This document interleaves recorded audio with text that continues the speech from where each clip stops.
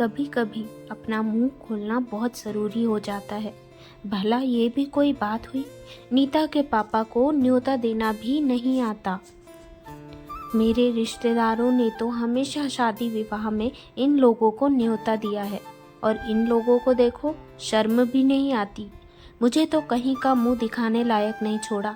नीता के भाई की शादी है और देखो इतने से ही कार्ड देकर गए हैं। कुमुद जी का सुबह से ही बड़बड़ाना जारी था। जब से उनकी बहू नीता के पापा उनके बेटे की शादी का न्योता देकर गए हैं, तब से ही उनका मूड उखड़ा हुआ है। हालांकि नीता को भी रसोई में काम करते हुए सब कुछ सुनाई दे रहा था, पर वो बोली कुछ नहीं, क्योंकि अगर बोलती भी तो बात भी बिगड़नी थी, इसलिए चुप रहना ही बेहतर समझा। नीता कुमुद जी की बहू और सुनील की पत्नी है। नीता की शादी 3 साल पहले ही सुनील के साथ हुई है। सुनील के परिवार में माँ कुमुद जी और एक छोटा भाई आयुष है। नीता का मायका महाराष्ट्र में था, वही ससुराल जयपुर में। नीता का ससुराल का परिवार काफी बड़ा था। कुमुद जी के 7 भाई बहन थे। नीता की शादी के बाद ससुराल में कई लोगों की शादी हुई थी, पर एक चीज कुमुद को बहुत अजीब लगती थी, वो था न्योता, जो उसके मायके वालों के लिए होते थे। अगर कुमुद जी के भाई बहन के परिवार में कोई भी शादी है और वहाँ से न्योता आए, तब तो समझ में भी आता था, पर जब दूर की रिश्तेदारी से उसके मायके के लिए न्योते आते थे, वो बात उसके पल्ले नहीं पड़ती थी। जबकि उसके मायके वाले तो उन लोगों को जानते भी नहीं थे। नीता को समझ में नहीं आता था कि अगर मम्मी जी के बहन की बेटी के ससुराल में काम है या फिर मामा जी के बेटे के साले साहब का विवाह है, तो न्योता मेरे मायके वालों को किस बात का, और उस पर भी ये उम्मीद करके बैठना कि सामने वाला भी हमें न्योता दे देगा। उसके माता पिता तो कभी आ नहीं पाते थे। एक तो इतनी दूर से समय और पैसा खर्च करके आना, वो भी ऐसे रिश्तेदारों के लिए जो काफी दूर के हैं और जिन्हें जानते भी नहीं, संभव नहीं हो पाता। शुरू में तो नीता ने समझाने की कोशिश भी की, पर वही ढाक के 3 पात। उसने कुछ भी कहना छोड़ दिया। पर जब भी किसी शादी विवाह में जाना होता तो परिवार के लोग यही कहते कि नीता, तुम्हारे भाई की शादी कब है? तुम्हारे भाई की शादी के बहाने हमारा भी महाराष्ट्र जाना हो जाएगा।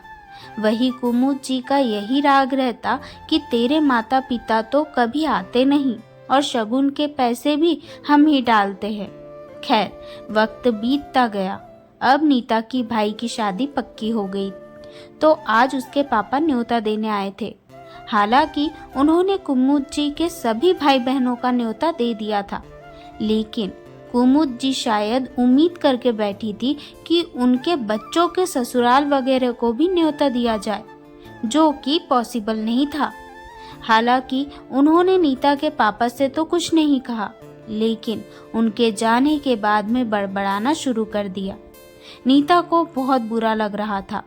आखिर जब बर्दाश्त के बाहर हुआ तो उसने कह ही दिया, मम्मी जी, मैंने आपको पहले भी समझाने की कोशिश की थी, इतने दूर दूर के रिश्ते नहीं निभते, लेकिन उसके बावजूद भी आप मेरे मम्मी पापा के नाम पर उन लोगों से कार्ड ले लेते थे। अब उनसे उम्मीद मत कीजिए आप लोगों की वो उन लोगों के लिए कार्ड देंगे। आइंदा से मेरे माता पिता को मत बुलाया कीजिए। तेरे कहने से क्या होता है, रिश्तेदारी में तो मेरी नाक कट जाएगी अगर मैं उनके मुंह पर यह कह दूंगी कि भाई इसके माता पिता को तो मत बुलाया करो। और भी तो बहुएं हैं जिनके माता पिता को बुलाया जा रहा है।